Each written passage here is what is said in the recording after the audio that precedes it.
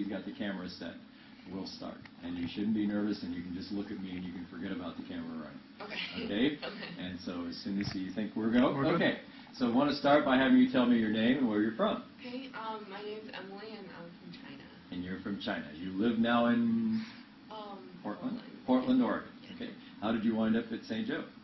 Well, I got a mail from the St. Joe, Okay. a brochure, and I looked it over. And Okay. that's where I wanted to be. So, you were born in China. Yeah. Okay?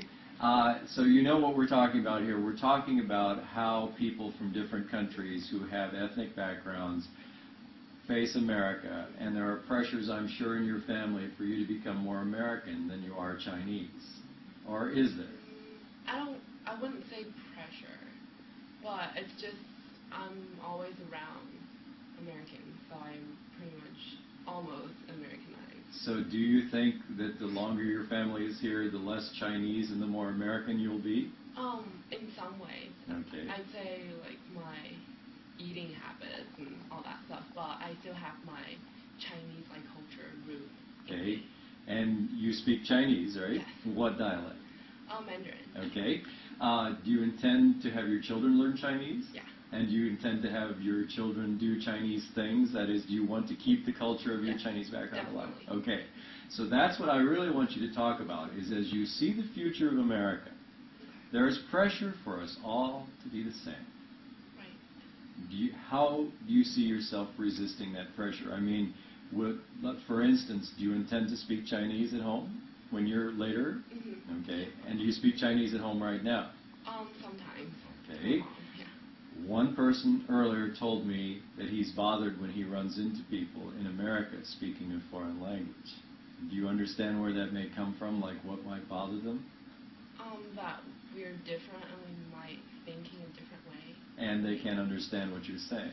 Right. Okay. Do you think everyone in the United States should be able to speak English? At least a little bit, just basic. Do you think there's anything wrong with people who speak another language at home instead of English? No, not at all. And is there any English spoken at your home? Yeah, my grandpa's actually an English literature professor. I see. So. Okay. So as far as, have you read we're doing this early for the people listening, so you may not have read the article No. yet. Okay. Well, what he talks about is the difficulty of being both Chinese and American. Right. And he says that sometimes the Americans tell him he's not being American enough, and the Chinese people tell him he's not. Have you felt that pressure? Somewhat. Like right now I'm sort of stuck in the middle. Like when I go back to China, I'm foreign because I've been in America. But when I live here, although I am American citizen, I'm still foreign because I'm still Chinese. So my last question is, do you think that it is a strength or a weakness that America has groups of Chinese who practice Chinese cultural things and groups of Hispanics who do Puerto Rican or Mexican?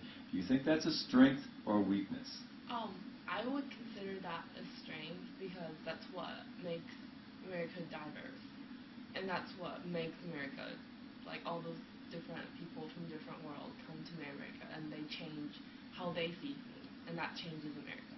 Okay. It's perfect. Thank you very much. You're welcome. Thank you.